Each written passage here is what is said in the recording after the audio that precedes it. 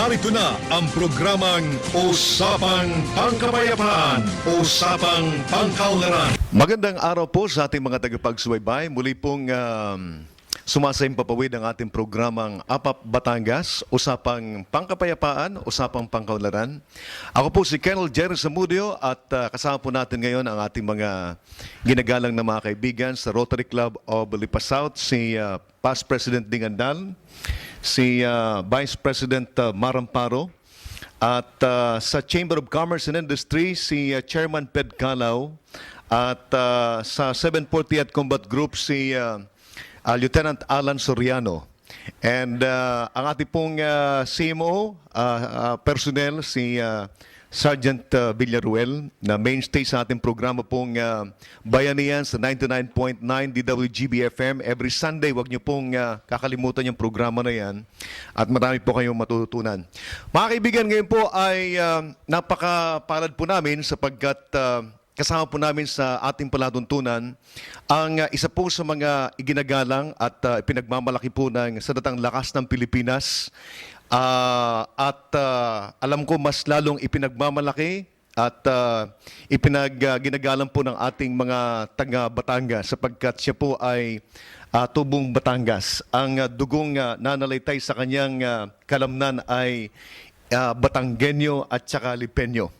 At mga kaibigan, siya rin po ang aming inspirasyon sa Sandatang Lakas ng Pilipinas. I remember Chairman Ped Calao nung ako ay Squadron Commander. Siya yung naging boss ko sa 550. Ako ay napasok sa Civil Military Operations sapagkat nakita ko kung gaano ka lawak yung kanyang pakipag-ugnayan sa sibilyan. At yun ay ang nagtulak sa akin kung gaano kahalaga ang pakipag-ugnayan sa sibilyan. At kaya ako ay naging CMO officer sa AFP ngayon. But hindi ko nasundan yung mga yapak niya. But some of the steps ay maaring naapakan ko rin ng kaunti but malayo-malayo. Iba po ang ating bisita ngayon. Mga kaibigan, siya po ay isa rin pong Rotarian at talagang very strong ang leadership po at isa po ito sa mga qualities na talagang dapat po naming ipagmalaki at sundan. At dati po naming Vice Commander ng Philippine Air Force bago po siya naging Commander dito sa Air Education Training Command. At bago nating ipakilala ay bibigay ko rin muna po sir yung microphone kay Ding Andal at mayroon din po atas siyang sasabihin bago ipakilala po kayo. Ding? Kami po ay masayang-masaya at nakasama natin ang isang Rotarian at siya po ay siya ang unang nagdala ng Philippine Air Force dito sa atin sa Rotary Club of Lipa South sapagkat siya ay naging miyembro natin noong mga late 1980s or early 1991 precisely. Pagkatapos noon ay siya rin po ang nag-invite at nag-sponsor dito kay Colonel Jerry Zamudio. At si Colonel Jerry Zamudio naman ay nagdala ng ating si Colonel Molina at si Colonel Molina naman ay nag-invite kay Jerry at si Jerry naman ay nag-invite. Kayong dalawa. And then si Cherry at saka si Nori. Yun ang family tree ng Philippine Air Force dito sa atin sa Rotary Club of Lipa South. Siya ay ang birthday niya ay March 25 precisely. At siya ay siya ay isang magaling na pilot. Hindi lang siya piloto, kung hindi siya ay pilot leader at siya ay pilot instructor, both winged and yung helicopter, di ba, General? At siya ay nag-exhibit ng excellence hindi lamang sa kanyang personal na conduct, sa kanyang pursuit of his career, kung hindi siya ay kinilala bilang leader ng iba't ibang unit ng Sandatahang Lakas. Siyempre, nangunguna dito ang Philippine Air Force. Subalit siya ay nagkaroon ng sa mahigit na 30 taon niyang serbisyo ay nakapaglingkod ng maraming importanteng posisyon sa Armed Forces. Kasama dito yung Director ng Foreign Training and Director for Local Training sa Siya yung prior to his assignment dito sa atin sa Air Education Training Command, ay siya ang Vice Commander ng Philippine Air Force. At siya po doon sa Cebu, kung saan siya ay Wing Commander ng 568th Wing ng Philippine Air Base Wing, ay kinilala ng maraming NGO, maraming government units dahil sa kanyang masigasig na pagsasabuhay ng responsible citizenship at pakikipag-ugnay, hindi lang buhay militar, kung hindi pagtutulong-tulong ng iba't ibang sektor ng ating community. Siya po ay ating kababayan at ipinagmamalaki namin ang ating Commanding General ng Air Education Training Command, si General Dong Dimatatak. Mabuhay ka, General. Okay, sa inyong lahat, Past President Ding, maraming salamat. Ako'y tunay na nahihiya dahil sa aking pagdating dito last November 19. There have been several invitations na ibinigay sa akin para ako'y makasama dito sa Batangas. Isa namang tinitingala ko rin isang patutungan sa television na lokal dito sa ating siyudad ng Lipa. Bagamat ganoon ay hindi ko napaunlakan, ngayon tayo nagka-time because as a new commander just for 2 months, ang dami ko po mga activities na hinahangad na maipaganap dito sa AETC at sa Fernando Air Base. Kaya naman kinulang ako ng panahon at ngayon lang talaga yung nagka-mangha dito sa inyong programa. But then again, Ding, I would like to thank you for inviting me over, and kalakip nito ang aking paghingi ng how do you call this in Batangas, ng pasensya at sa hindi ko pakapagtugon ng maaga sa iyong mga imbitasyon sa akin. In the same way, I would like to thank Colonel Jerry Samudio. Si Jerry, matagal kami magkasama. Alam ko kung ganun kalaki ang puso niyan sa larangan ng serbisyong publiko. Jerry, maraming salamat. Of course, si kaibigang Mar, ang ating Rotarian Mar, maraming salamat. President Pet Calaw, ng Chamber, Chairman ng Batangas Chamber of Commerce. Of course, si Lieutenant Sariano of ISPAW and Sergeant Villaruel of the CMO of AETC. Sa ating mga manonood, sa inyo pong lahat ay magandang hapon at ipinaabot ko sa aking labis na pagkatuwa at ako ay nagkaroon ng pagkakataon na maimbita at makapagsalita din dito sa programa ng APAP Batangas, nang sa gayon naman ay malaman ng ating mga kababayan dito sa Lipa at sa buong Batangas siguro, o siguro sa buong bansa na, nang malaman nila kung ano yung programa namin dito sa AETC, Air Education and Training Command, at pati na rin sa pangkalahatan ng Philippine Air Force at ng Armed Forces of the Philippines. Maraming salamat sa inyong lahat at magandang hapon. Thank you very much po, sir. Alam nyo, Chairman, ang Fernando Air Base ay isang malaking government security and development fixture. At hindi naman maaari may tanggi na ito ay malaki rin ang naging papel sa kaunlaran ng ating Lipa at sa ating Batangas.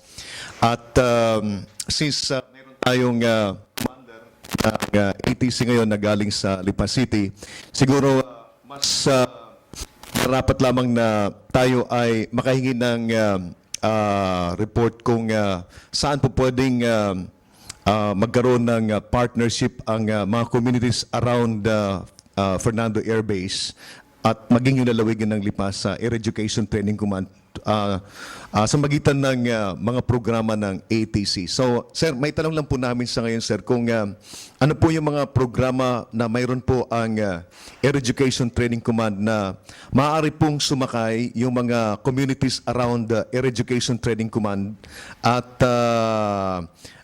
pwedeng makipagtulungan at ang ATC naman ay makatulong po sa mga communities around ATC. Kaya, Jerry, thank you. Bago ang lahat, let me tell you this. Nabanggit kanina ni Past President Ding na I've been the Vice Commander of the Philippine Air Force and that was more than 1 year. And dito, nung pag-assume ko dito, marami nagsasabi bakit gano'n na from number 2 position of the Philippine Air Force ay bakit nagpunta pa ako ng Lipa. ng AETC. Never did I know na yung pala ako yung first Lipeño na naging commander dito sa AETC, and it was past President Carding Macala ang nagsabi sa akin. Wala po yun sa akin, hindi ko po alam. Ni sa inagap, hindi ko pinisip na magkakagano. At saka si past President Ding, sinabihan din ako. And only then that I realized na totoo nga pala. Ako yung unang-unang Lipeño na magsisilbi na commander ng AETC. For so long, ha? Well, ang unang reason po diyan is number one, hindi po maari talaga sa akin hanggat magagawan ko ng paraan, and awa naman ng Diyos, nagawan ko ng paraan na hindi ako dadaan ng lipa. Because alam naman natin lahat, aside from being Alipeño, ay napakalaki ng aking paghahangad na mapabalik dito sa lipa. Number one, because dito ako nagsimula, nakakadalawang balik ako dito, I handled so many positions dito sa AETC. And higit sa lahat, dito ang pinakamahabang ugat na naitayo ko dito sa lipa. Andito ang aking mga kamag-anak, andito ang aking pamilya, andito ang aking mga kaibigan, na kung saan nakikita ko yung laman ng puso ko na pagtulong sa bayan ay mas madali kong maipapaganap. Because madaling gumanap pagka marami kang mga kaibigan, marami kang pag-anak na outrightly captive na magsusupport sila sa iyo. And ang isang inaano ko dito, ako ay isang advocate ng pagmamahal sa bayan at pagkakaisa. Dahil sa tinatagal-tagal ko sa serbisyo for more than 30 years, and to complete it, pag mag-retire ako next year, that is more or less 38 years. And during those times, I've been to the lowest level and up to the position that I am in now.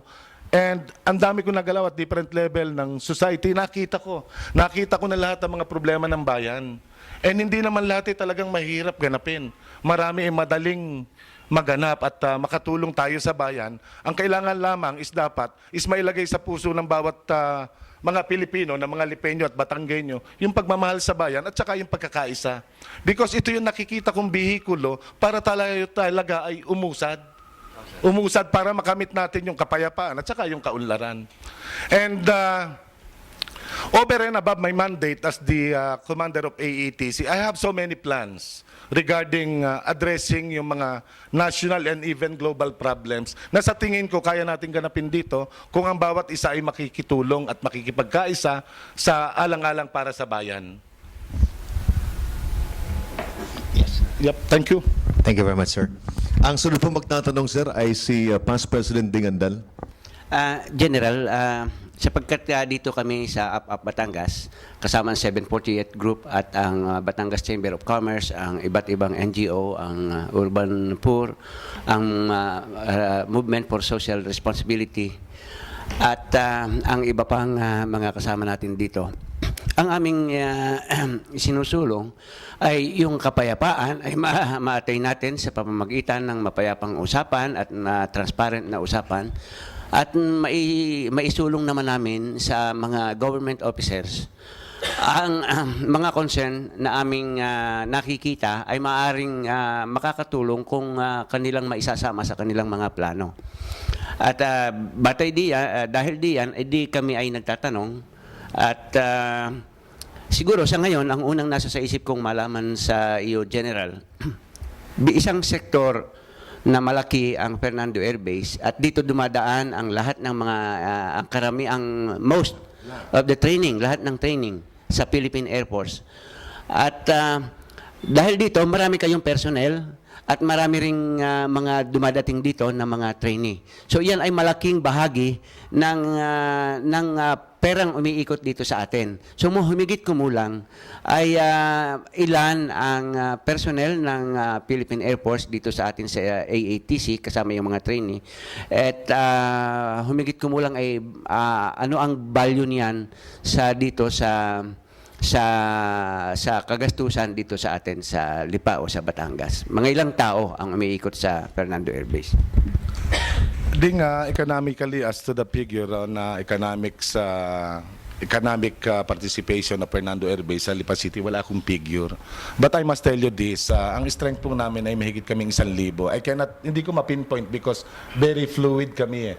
Yung assignment, reassignment, very fluid yan. But more or less, we have 926 enlisted personnel. And we have more than 242 officers yata lahat ito.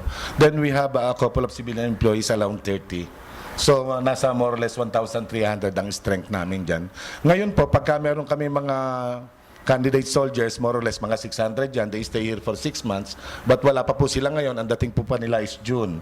Yun naman sa NCO course, for every quarter, we have 240. Yung flying school naman, we have 60. At anyway, bali 2 classes, isang 40 ngayon at isang 60, more or less, mga 100 at any one time ang Philippine Air Force Flying School. Mga estudyante ito sa pagpapalipad. Then we have yung school namin sa PAPTEC na meron kami nakaprogram na mga different courses. Siguro at any one time, siguro meron kami mga 60 diyan. So yun ang kabuuan ng mga organic personnel assigned sa EETC. But more than that, may mga collateral, mga extended families, andito yung mga pamilya nila, na more or less may meron kami mga 3,000 residents inside the base. Iyon yung kabuuan ng strength and perhaps the total number of constituents sa loob ng Fernando Air Base that I would suppose na makakatulong, ganun kalaki yung naitutulong namin as so far as economy of Lipa and Batangas is concerned. Thank you. Siguro kasamang Jerry, nais ko lang ang unang napansin ko nang dumating si General Di Matatak ay pagka-weekend ay maraming mga sundalos diyan na mukhang pati mga opisyalis ay nagtatabas at naglilinis ng kapaligiran at yung ating fairway ay napakakinis. So parang ano ba ang kaibahan ng General Di Matatak at ano ang focus ng inyong mga programa sa bilang hepe nitong air education? Well, definitely mahirap i-differentiate yung sarili kong paniniwala at saka sarili kong paninindigan sa aking mga predecessors. Kaya nga iba-iba ang pangalan natin eh. Meron tayong Ding Andal, may Jerry Samudjo, because iba-iba yung klase ng pagkatao natin. But primarily, sinabi ko nga kanina, ang mandato ng Air Education and Training Command is to conduct education and training to all PAF personnel. And I would like to emphasize this, na lahat ng personnel ng Philippine Air Force dito nagmumula. Dito nagpapabalik-balik para lalo silang mahasa. And I would like to differentiate itong dalawang mandato namin, to educate and to train. Ang education po is being conducted, we have 2 schools here, isang enlisted personnel at saka isang para sa officers. Ito po, yung sa education, this concerns yung sa professional advancement of our personnel. Ibig sabihin, ito yung mga kurso na kung saan na tumatalakay o tumututok para magkaroon ng professional advancement ang aming mga personnel, both enlisted personnel and officers. And dito po, kasama ito sa promotion system namin, kasama itong different courses. May corresponding point po ito sa promotion system. Itong mga kurso na ito na ginaganap dito sa dalawang schools namin, Air Force Officer School at saka Non-Commissioned Officer School. Kasama po ito na may mga puntos para ma-promote ka from one level to another. On the other hand, yung training naman po, this pertains to the development and enhancement of the skills of our people. We have several levels ng skills ng mga technical people namin, specifically yung mga mekaniko. Meron kaming apprentice, meron kaming third skill, fifth, seventh, and ninth skill, hanggang sa maging supervisor ka. Different level yan. And during those level, lagi kang babalik sa school para hasain mo yung iyong kaalaman sa expertise na ibinigay sa iyo ng Philippine Air Force. So, isa na lang, Jerry. Hindi, tatapusin ko pala. Hindi pa tapusin. Iyon yung mandato namin. But over and above that, sabi ko nga, yung 1,200 strength namin, nakikita ko na marami kaming mga personnel na yung idle man hours ba, because kaya naman nagkaroon ng idle man hours, ito yung mga equipment na decide, ito yung dami ng tao na dapat nagpapatakbo, nagme-maintain at nag-aasikaso nitong mga equipment nito. However, dahil nga sa medyo nagkaroon ng kakulangan in the past, itong mga equipment ito nabawasan. Ngayon lang po tayo, through modernization, na nag-a-acquire tayo ng mga different platforms and equipment para ibigay at ilagay sa mga different unit ng Philippine Air Force. Being that is may, marami kaming idle man hours.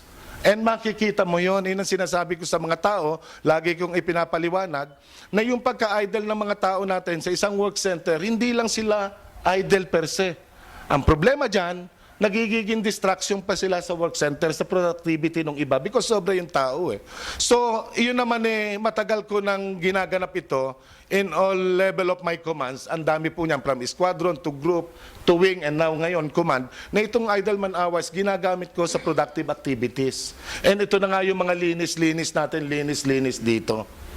I would remember sa Mactan, nung ginawa namin itong linisan na ito, nung dumating ako for the past 3 years, ang dengue cases nila were I think 28 to 35, averaging around 30, 31.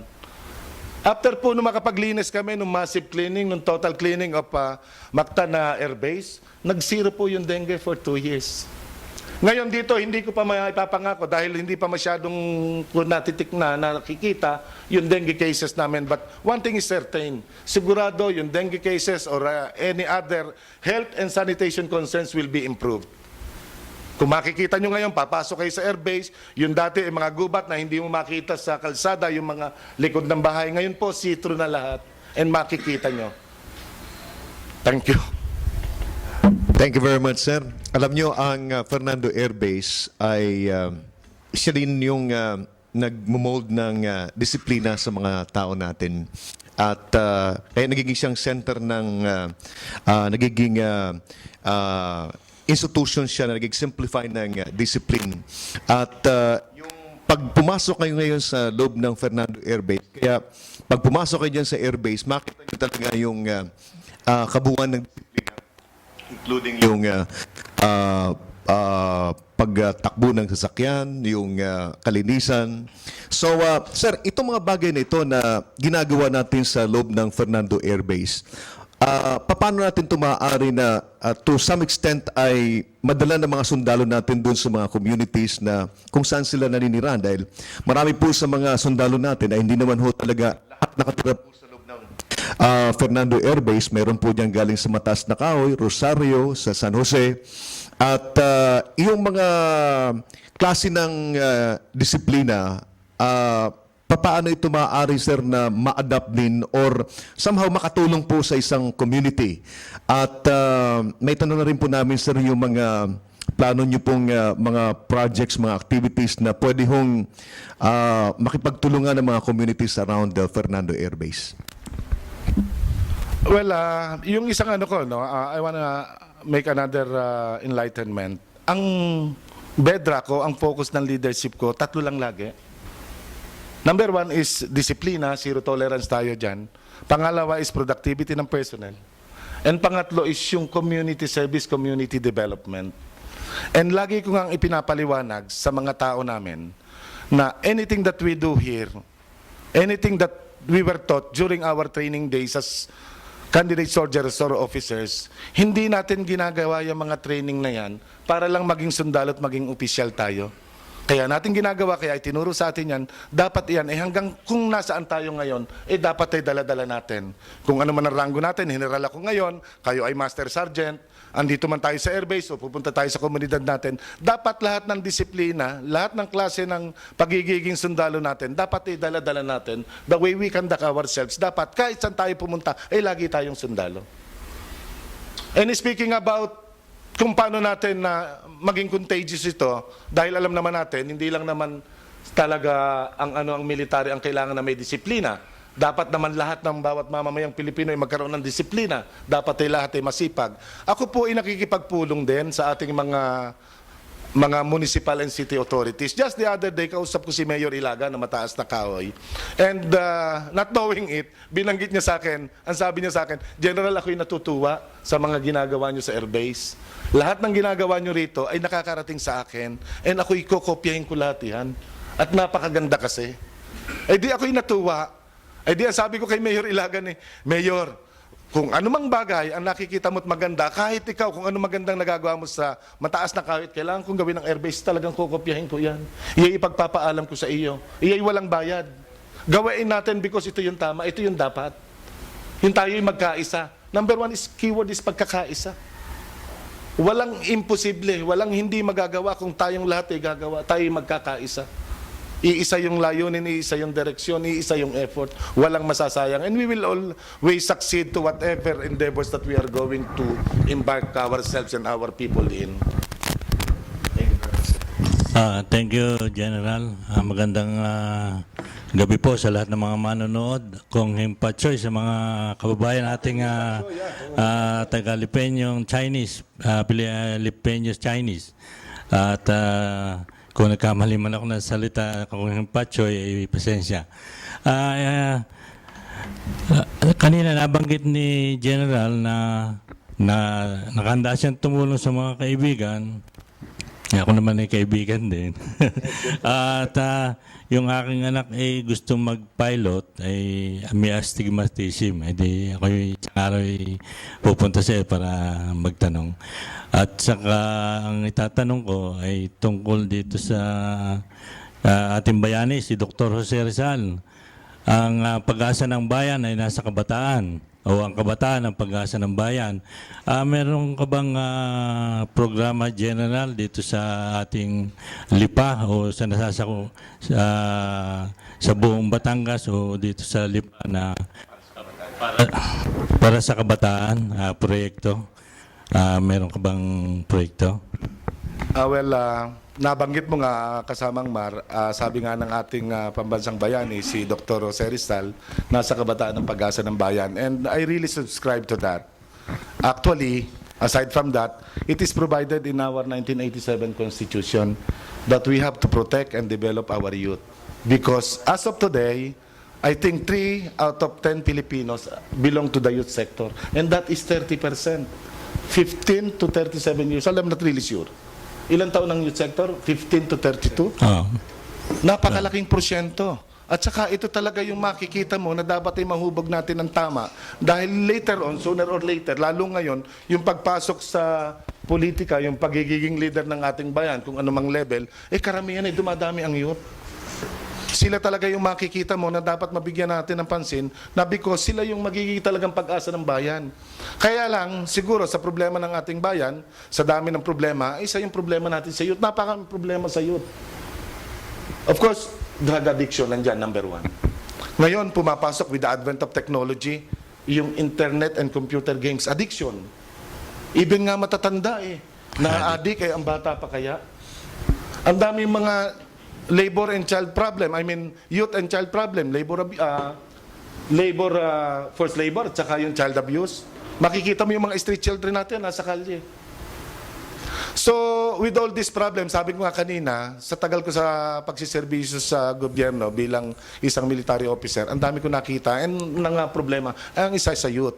So ngayon po, hindi lang naman po ngayon, even before, sa Mactan, nagawa po namin ito, meron po kaming programa na ila-launch dito sa Fernando Air Base. And sana po, sana po ito ay makakuha ng suporta, hindi lamang po sa ating mga kaibigan, but even to other agencies, na ito ay magawa natin ng paraan na maipaganap natin sa April 1. Youth and Sports Development. Ipaliliwanag ko po sa inyo. Ang konsepto po namin dito, kaya ganon, is number 1, makita mo wala tayong enough sports facilities. At saka wala po tayo sigurong, I don't know kung baka kulang ako sa kaalaman, wala po talaga tayong isang komprehensibong sports program para sa ating mga kabataan. Kaya nga hanggang ngayon, problema natin, laging makikita natin, pagka malapit na ang Olympics, kailan kaya yung first Olympic gold natin? Wala tayo Well, number 1, nakikita kong problema is kulang tayo sa athletic facilities. Pangalawa, kulang siguro tayo sa sapat na programa para may address natin ng sports and youth development. Then pangatlo, sa first Olympic gold, ang traditional recruitment natin is nasa college at level at saka sa palarong pambansa. Ang mga bata, mga 16, 17 to 22 years old na. Dapat athlete na sila. Diba? Athlete na. Okay lang sana kung ang lahat kagaya ni Chris Chu. Medyo may kaya, nakakaluwag ang pamilya, na pag-aral siya sa Milo. Scientific yung approach. Kaya nga si Chris Chu, kahit hindi ganun kalaki, pero ganun naman kagaling maglaro ng basketball. So ngayon, ang recruitment natin, college at saka palarong pambansa level, so what happens, na-select sila national athlete, gagastusan ng gobyerno, as national athlete, sasubject sila sa scientific training. Yes, totoo, nag-i-increase sila. Nag-i-improve yung playing skills nila. But because of the bad muscles, konti lang. Hindi siya sapat para yung mga athlete natin, paglahok sa international arena, talagang at least makakakuha ng yung most clamored first Olympic gold. Yun yung kulang. Kaya nga ito, yung programa namin ito sa Youth Olympics ay 5 to 16 years old. Gagawin po natin dito sa AATC, nagawa na po namin ito sa Mactan. Very promising po yung result sa Mactan, although smaller in scale, 517 participants lang kami. So, i-group po natin yung 5 to 16 years old to 4 groups, 5 to 7, 8 to 10, 11 to 13, and 14 to 16. And i-group din natin sila sa 4 sports, basketball, volleyball, softball, at saka soccer. Kaya naman ganon is because iyon yung most common facilities that are available in AAP camps and bases. Tsaka pangalawa, ito ay mga team sports, mas marami tayong makakalap na mga bata. So by then, tuturuan natin sila ng mga disiplina, sports values, bago sila magki-clinic for 1 month. After the clinic, ay saka sila magtutournament. Ganun po yung prospect nito. Ngayon, pagka naman po sila ay nasa training na, ang isang nakita ko po dito is that will enhance yung family ties. Bakit kamo? 5 to 7, 8 to 10, mga bata, murang buto. Normally, ang experience namin sa Mactan, andyan yung kuya, andyan yung tatay, andyan yung nanay. Talagang nakapanood sa kanilang mga anak, and makikita mo, andun talagang family affair ang nangyayari. Nagkakaisa. Nagkakaisa. Pangalawa, community ties will be enhanced. Bakit kamo? Sa training camp, hindi by barangay ang labanan dito ang groupings ng mga tao, by age group. And pangalawa, after their clinic, yung mga mentors, tatandaan nila kung sino yung magagaling, sino yung mahihina. Yung magagaling, hiwa-hiwala yan, yung mahihina, isasama sa mga galing, para pag nag-competition, balance yung team, lalabas yung skills nila. In which case, hindi panay taga-barangay 1, hindi taga-barangay 2 lang yan. Halo-halo. So, yung community tie will also be strengthened. Napakaganda pala ng mga proyekto ng ating general. At pwede po ba malaman sa pangalawang katanungan ang kahalagahan ng Philippine Air Force sa apat na sangay ng sandatahan ng sandatahan lakas ng Pilipinas, kung ano kahalagahan nito? Dahil nung ako'y nag-aaral, ano po bang ibig sabihin ng hindi ko na matandaan MS-11, MS-22, ako'y nakagraduate din. Military Science. Yan ang different level of trainings para sa mga Reserve Officer Training Course. Yeah. These are the different levels of training na ibinibigay natin sa mga estudyante sa kolehiyo in preparation for them in the future that will be called or will be forced to serve our country as military people. At ang kahalagahan po ng ating Philippine Air Force sa apat na sangay ng sandatahan lakas ng Pilipinas. Well, ang Armed Forces of the Philippines is comprised of 3 services, major services: the Philippine Air Force, the Philippine Navy, and the Philippine Army. And we have our respective tasks, delineation of tasks to perform yung mission ng Armed Forces of the Philippines, yung defense of territorial defense, at saka yung to defend our constitution and protect our people. So iba-iba po kaming role niyan. Ang Philippine Air Force po is territorial defense, ibig sabihin by air iyan. Normally sana kasi, just like another big armed forces, yung territorial defense is pagka may mga external aggression, and ang gagamitin natin ng mga aeroplano. And yung mga collateral equipment and systems na naka-collateral dito at naka-akibat. Ang Philippine Navy naman po is of course external defense din at saka yung internal waters natin. Sila rin po, yung mga foreign aggression, kung mga barko ang darating, sila naman po ang handang umatabay at dumepensa kung meron man. Ang Philippine Army naman normally is internal yan. Kagaya po ng internal security operation natin, because we have internal security problems, sila po yung principal dyan.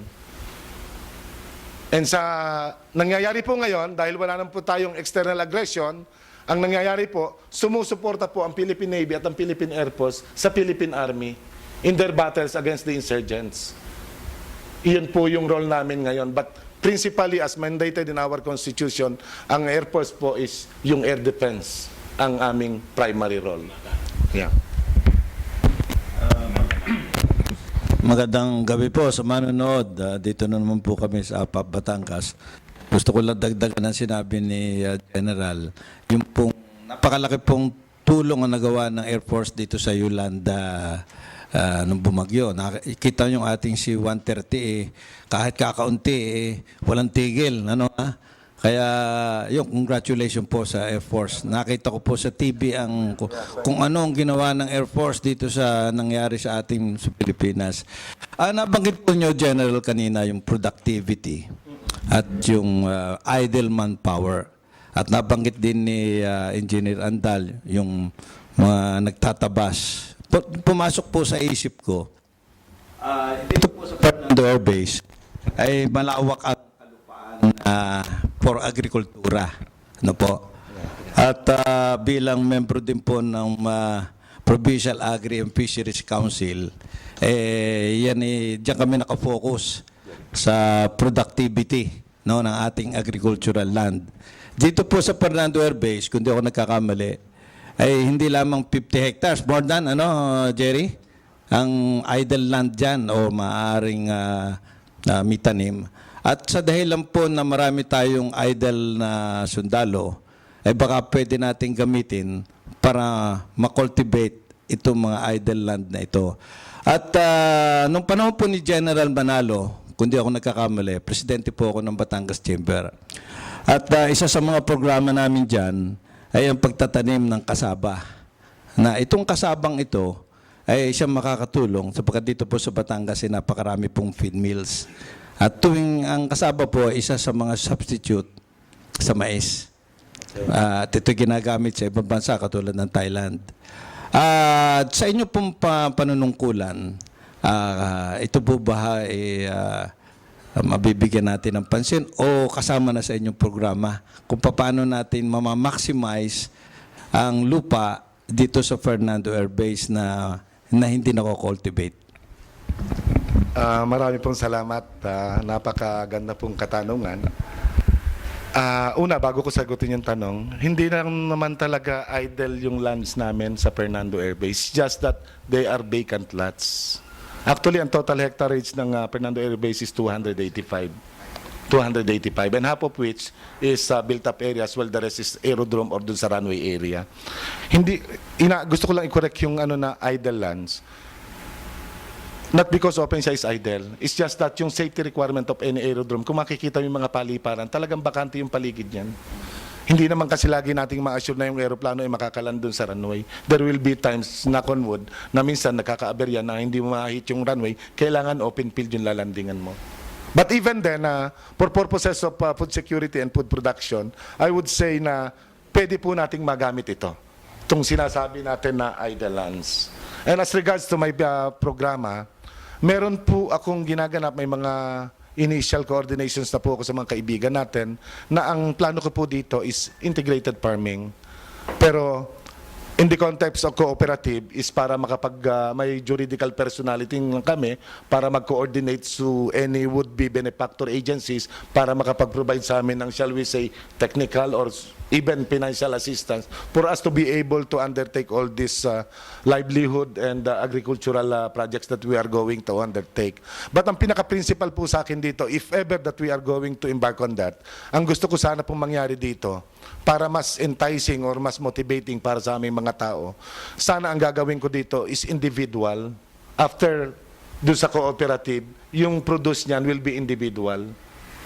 Ibig sabihin, kung si Colonel Zamudio is gusto makilahok doon, actually hindi naman magkakaroon ng option eh. I will require everybody to be involved. Kaya lang, kung ano yung effort mo, yung produce nun sa'yo. Parang ganun yung concept namin. Because may mga sad experiences, hindi naman dito sa Fernando Air Base, but even other bases or even ibang cooperatives.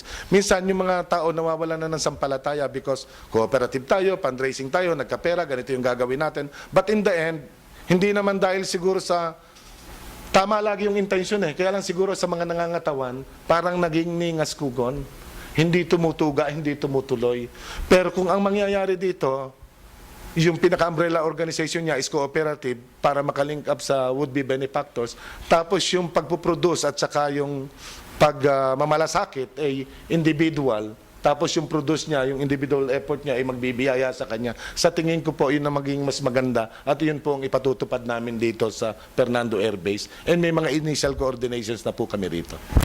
So willing po kayong makipag-ugnayan sa mga private sector dito sa Department of Agriculture para mapaganda ang pananim diyan sapagkat may mga bago pong mga technology na pwede tayo magtanim ng high value crops at maki-link natin sa may link natin sa marketing para Yung mapamayos natin. binabanggit sir ni ni Kaped Kalaw sir, yung mga high yield hybrid variety. Kasi tama yan Kaped, meron na rin ako nakausap na meron palang bago ngayon na variety sir na corn na yung kahit na marami siyang mga damo, lalagay mo lang siya ng padadaanan mo lang siya ng isang plow lang at ilalagay mo na yung mga mais. Pagtubo niya na medyo mataas-taas, i-spray mo sila. Namamatay lang yung damo lang sir eh. So ito yung alam kong tinutukoy ni Kaped na mga available na technology na gusto niya siguro sir na i-link kung paano pwedeng mag-collaborate ang Air Education Training Command sa tulong ng mga sundalo natin at saka yung mga private sector. Jerry, meron kasi bagong hindi naman bago sapagkat ito'y ginagamit na sa ibang bansa at ilang panig ng Pilipinas. Hindi naman kailangan napakalapad ng lupa. Ang aming kinukonsepto ay mapalaganap natin yung greenhouse technology dito sa atin. Sapagkat di mo kailangang malawak ang lupa eh. Pero yung tama mong itatanim at makakapag-harvest ka ng madalas sapagkat kontrolado mo ang environment eh. Kaya yun sana ang magandang i-suggest kay General sa hinaharap. Actually, wala po kayong problema dyan dahil yun po talaga yung nasa isip ko. And wag po kayong mag-alala dahil sa lahat po ng gagawin namin dito, sabi ko nga, lagi po kaming makikipag-collaborate sa lahat ng agencies na pwedeng makatulong sa amin at yung pwede rin naming matulungan. And don't worry po, kakatukin namin ang inyong pinto. Salamat. Salamat po, General. Sir, First Lieutenant Soriano, sir, CMO officer ng 740 Combat Group. Good evening, sir. On behalf of my group commander, Major Cesar Lobaton, happy viewing at sir, wala naman sir akong ganong tanong kasi po before I went here, may sinabi na siya si Sir Lobaton na meron na po kayong usapan sa mga projects nyo at project ng 740 Combat Group na pagtutuangan natin in terms of internal security operation. Kaya wala po akong question, sir. So balik kay Ding Andal, yung microphone. Ding, mga kadagdagan na mga tanong. General, nabanggit mo kanina yung mga kabataan at saka yung values na ginagawa mo sa mga trainee natin dito sa Fernando Air Base. Naisip ko lang, sa panahon ngayon na nakikita natin na real at imminent yung threat ng outside aggression sa South, saka dito sa atin sa North and West, siguro panahon na para palakasin natin na ang lahat ng mga Pilipino na lumalaki ay magkaroon ng experience o lumalim ang kanilang kaisipan sa ating pagtatanggol ng ating bansa. Kaya iniisip ko sana baka pwedeng ito ay palakasin yung nabanggit ni Mark kanina, yung military training ng ating mga estudyante na parang ito ay sa pagtakbo ng panahon parang naiiwan na. Parang hindi nahilig natin ang magkakaroon ng military training.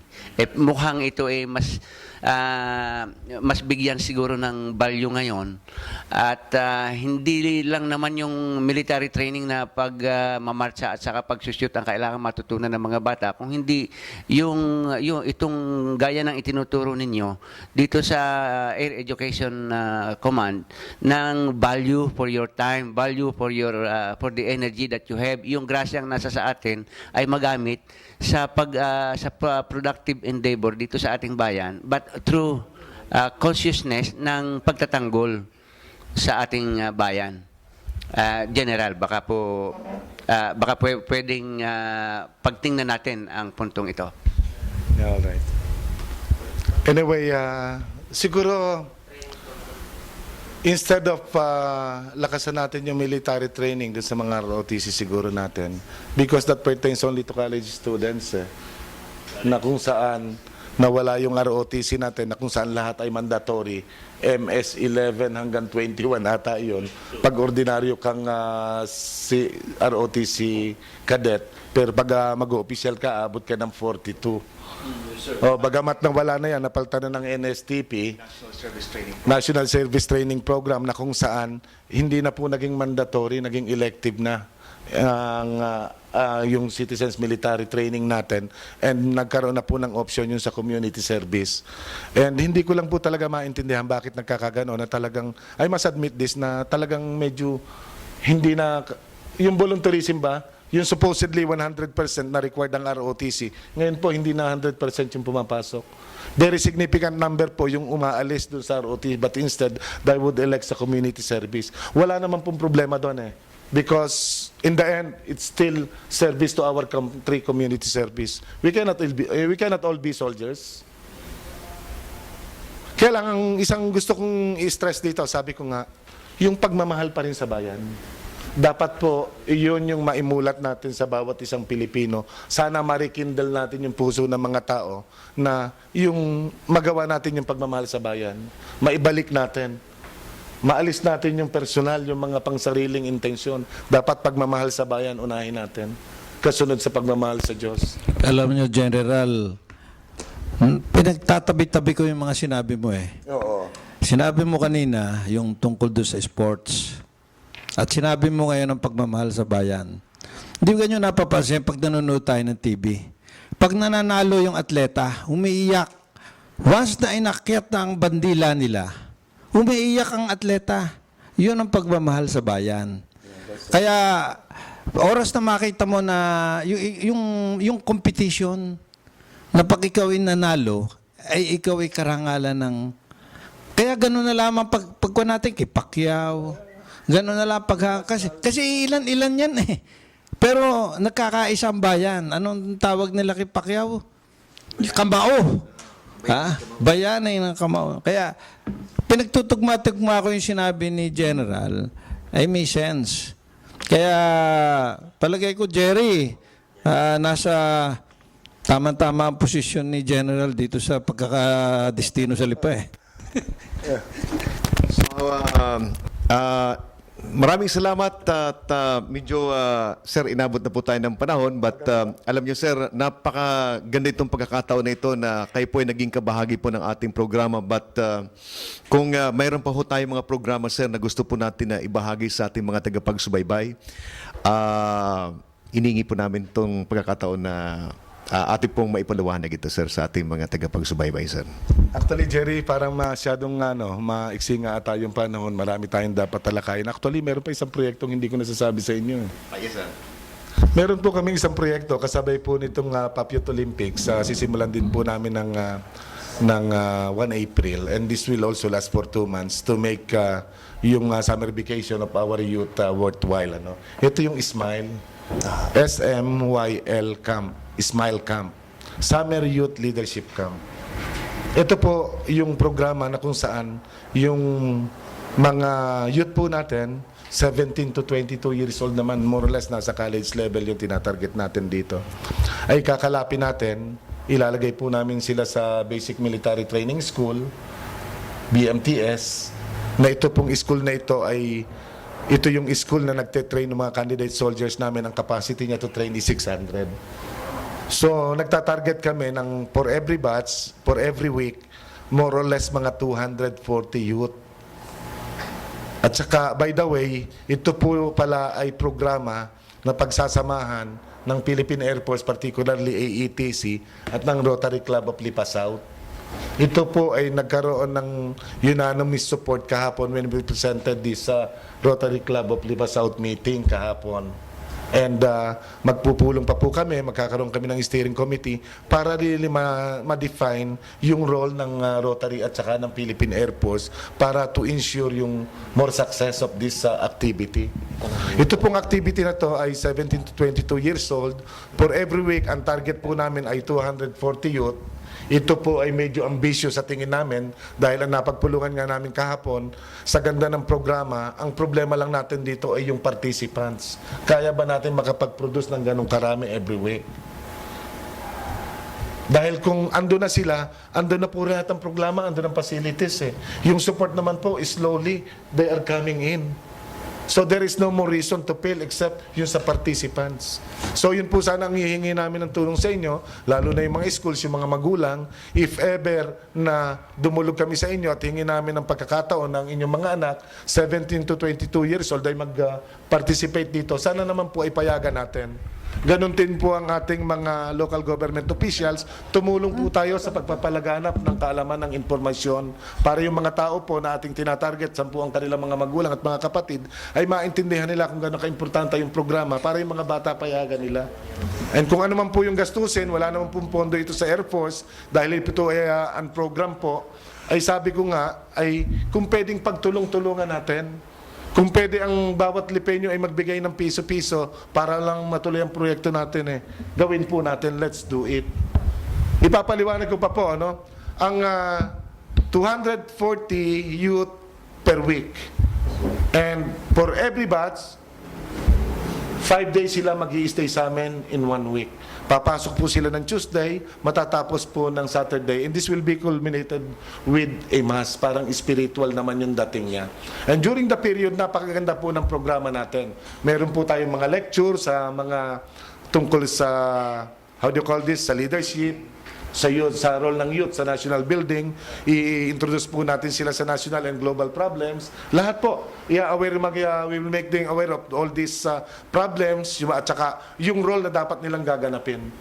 Tuturuan din po natin sila ng mga skills sa how you call this, sa nataying, yung ropemanship, yung sa first aid, saka sa life support, sa disaster response, kung ano yung maging role nila. Dahil ito po laging kailangan natin at any time. Then of course, may mga team building po rin sila. Kasama pa rin yung map reading. May team building sila, yung wall climbing, rappelling, map reading, amazing race. Yun ang gagawin nila. Then sa gabi, every night, for that 5 days, meron po tayong bonfire.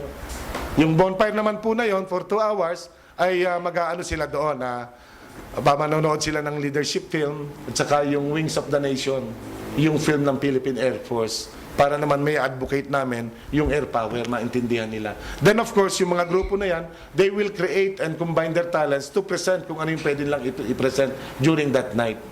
Iyon po ang kabuuan nito. Ito ay 9 batches, 1 every week for 9 weeks for the whole duration of summer vacation. Yung first 5 weeks will be composed of the 5 clusters of the different barangays of Lipa. That covers the entire 72 barangays. 5 clusters.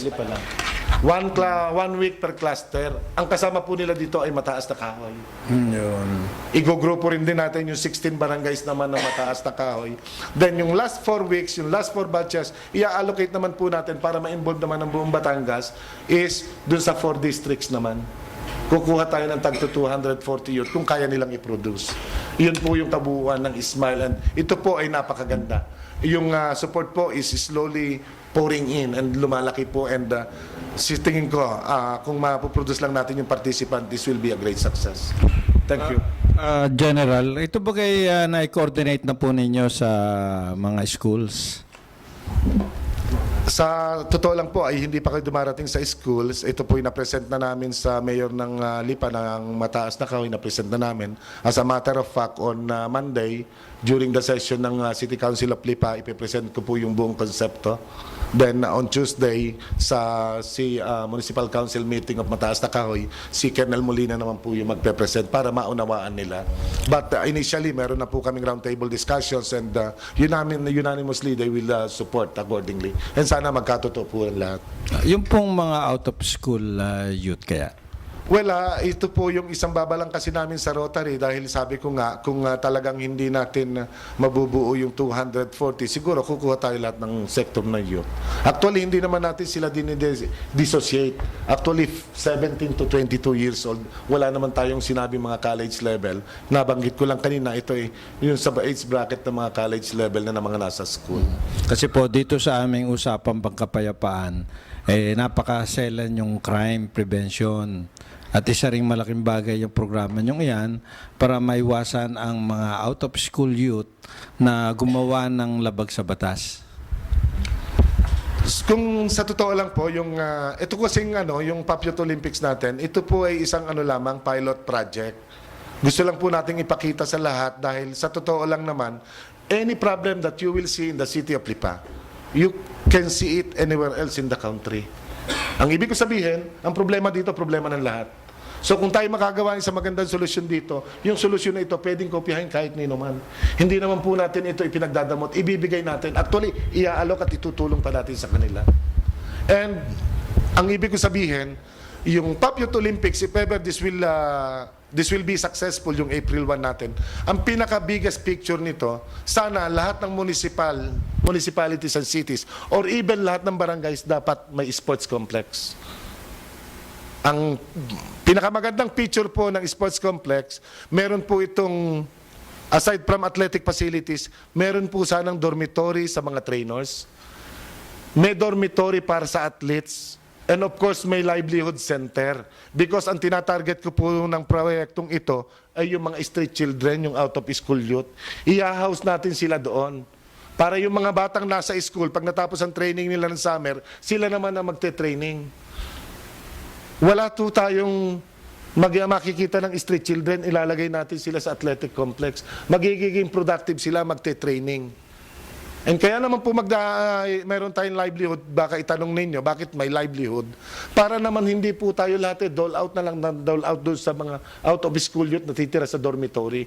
And hindi naman sila pwedeng maghapon na lang takbo ng takbo, athletics na lang ng athletics. Bibigyan din natin sila, Philippine Chamber of Commerce, tutulungan natin sila na matuto naman ng paghahanap buhay, livelihood. Kaya makikita nyo yung one of the agencies na kasama dito sa Philippine Air Force Youth Olympics ay ang TESDA at saka ang DTI. Ang Philippine Chamber of Commerce, isasama rin po natin on that context. Maganda po ang inyong project general. At itong mga Ismail ay nag-uumpisa sa letter S. Yung mga letter S kahit na nasa tagong lugar meron niyang isang department store SA tinudumog. Palagay ko magkikilik ito. Ang katanungan ko lang, General, ito ba mga youth na ito lambahog na o yung sama-sama na, yung babae at lalaki?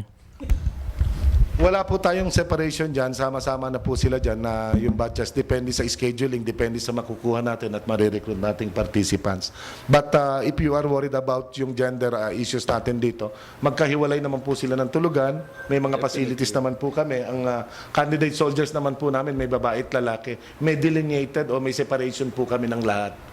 Sa tulugan man o sa mga comfort rooms and toilets. May separation yan. Kaya you do not worry about your children if ever you are sending your children as participants. Wala pong problema doon and we'll take care of them. At saka ding ang nakita ko dito is yung availability ng mga trainers natin. Kasi nabanggit nga ni Sir na yung ating mga CS will come in on April. June, sir. So, walang masyadong pinagagamitan yung ating mga trainers ngayon. At saka yung facility. So, napakalaking opportunity to sa ating lokal na gobyerno at saka sa mga kabayan natin dito na mayroong ganitong klaseng konsepto. Ang kinakailangan lang dito, Chairman at saka President Ding Andal, kasi ikaw naman ay nasa Regional Development Council, is kung paano natin ito mai-advocate, may propagate sa taas para malaman at makita kung saan pwede silang mag-support. Dahil ang kinakailangan talaga natin ngayon ay maitanim natin sa puso ng ating mga kabayan yung salitang patriotism. Kasi yung problema natin sa West Philippine Sea, kahit na sabihin natin na hindi natin kayang pantayan yung China militarily, but ang China naman ay hindi nila maaaring talikuran yung tinatawag na international public opinion. At doon tayo maaaring mag-focus para ma-realize ng mga policymakers sa China na yung dating kasi alam nyo yung China kasi ginagamit niya dati yung soft power, yung diplomacy. Ngayon, hindi natin maintindihan bakit pagdating ng 2012, nag-hard power ang approach nila. Yung pagpapakita nila ng kanilang military power, But ito ay pwede natin tumabago kung ang ating mga kabayan nagkakaisa. At mayroon tayong mga computer, pwede natin pindutin yan para malaman ng buong daigdig yung nangyayaring kaganapan dito sa West Philippine Sea. At ito ay mga unang hakbang lang ito, mga hakbangin na ito para pagkaisa ng ating mga kabayan. At dapat i-take advantage natin ito sapagkat mayroong resources ang ating Air Education Training Command at we have a very proactive commander po ng ATC na kinukumit yung resources natin ng ATC para makatulong sa ating community at hindi lang sa community natin but sa buong bansa. So, sir, maraming salamat po, sir. But si Ding ata may last question po, sir. Kunan, narito ang ating general. Golf with the General sa March 8 and 9. May pagkakataon po ang ating mga kababayan na golfer dito sa Batangas at ang ating mga kaibigan diyan sa Quezon, sa Laguna at sa Cavite, ating anyayahan. Mayroon pong malaking inihahandang pag-golf itong ating Fernando Air Base at kaya napakaganda ngayon ng ating fairway. Imbitahin po natin ang ating mga kaibigan. One game po, either March 8 or March 9 at ang awarding po ay sa March 9. At yan po ay inihahanda ni na Colonel Molina at ang buong team ng golf club, Golf Council ng Fernando Air Base. At sa totoo lang, ay ito'y hands-on dito ang ating general. So, March 8 and 9, mag-golf po tayo sa Fernando Air Base. One game lang po, either March 8 or March 9. General. Past President Ding, maraming salamat. Gusto kong ulitin yung panawagan ng ating kaibigan ni Past President Ding na sana naman po suportahan nyo kami ng golf tournament namin. This will be a inter-club tournament. Hindi po ito limited doon sa mga different golf courses and golf clubs, but even yung individual groups of 10 na pwede silang pwede po silang lumahok. Ang napakalaking bagay po nito, hindi lang po ito sa paglalaro ng golf, hindi lang para makakuha ng tropeyo at maka-attend ng mga fellowship o whatever. Ang napaka-importante po nito because this is a fundraising activity that will support itong PAF Youth Olympics natin at saka yung Smile Camp. We need your participation, we need your support on this. And pangalawa, bukod po doon sa magkakaroon po kami ng hindi ko palang alam talaga yung final title niya. Magkakaroon po kami ng parang show, concert or whatever, stage show sa Lasal on March 8 also. This will be attended by mga singers, talents from ABS-CBN at ibang station na tutulong sa atin para makalakip ba tawag doon?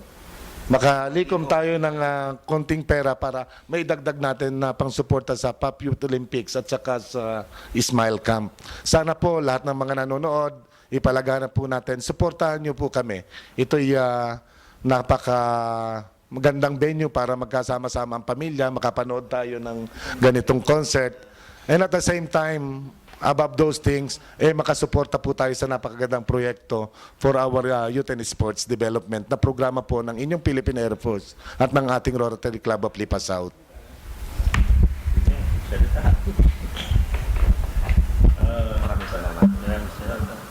Kami po ay nagpapasalamat sa amin pong sponsor, ito pong Sampaguita Mart, na tangkilikin po natin ang grocery nila. Meron po silang loto, marami po silang mga paninda at nandyan po sila dyan lang sa may palengke. At ito pong Blue Sapphire, sapagkat ito po Blue Sapphire, ang aming ginagana po ang aming programa dito sa Blue Sapphire at siya po ang walang sawang tumatangkilik sa aming programa. Thank you very much, Chairman Ped Galaw. Mga kaibigan, tayo po hingi po ng parting statement sa ating pong ginagalang na commander po ng Air Education Training Command kay Major General Raul Dimatac. Sir? Bago ko magtapos, gusto kong ipahayag ang aking taus-pusong pasasalamat, higit sa lahat, sa ating mga manonood na nagtataguyod ng APAP Batangas. Of course, pangalawa, gusto ko magpasalamat kay Past President Ding Andal na talaga namang napakagaling na tao. Ding, maraming salamat sa imbitasyon. Jerry, maraming salamat. Mar and Mr. Calaw, Maraming salamat, Lieutenant Soriano and Sergeant Villaruel. Isa lamang po. In all these endeavors na ginagawa po namin, itong mga support to national development na mga nabanggit ko, 2 lang yon, pero marami po kami ibang ginagawa. Ito po in the name of pagmamahal sa bayan at saka pagkakaisa. Napakahirap pong gawin.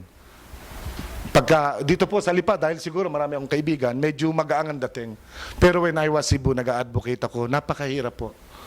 Parang ang dating sa kanila, you are too good to be true. But let me tell you this, sa inyong lahat, pati sa mga manonood, sa dami ng pupuntahan mo, there will always be 1 out of 10 or up to 20 na maniniwala sa iyo at tutulong sa iyo. Yun yung pinaka-importante sa lahat. And higit sa lahat, ito po, isisiwalat ko sa inyo yung sekreto, saka kung saan ko kinukuha yung inspirasyon at lakas ko sa pagganap ng ganito mga bagay.